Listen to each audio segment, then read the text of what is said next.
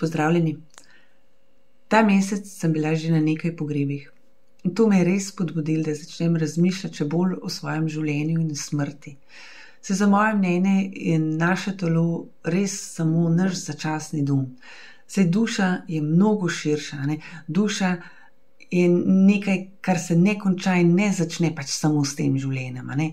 In ko nekdo odide, ne izgine, le preide v drugo stanje bivanja in odnos, ki smo ga imeli mi s to osebo, ostane, samo drugače ga začnemo zaznavati.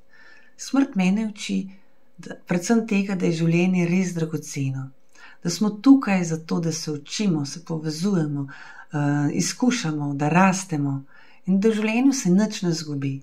In ko se poslovimo od nekoga, se ne ločimo, le premaknemo se na različne ravni iste povezanosti in ta povezanost vedno ostane.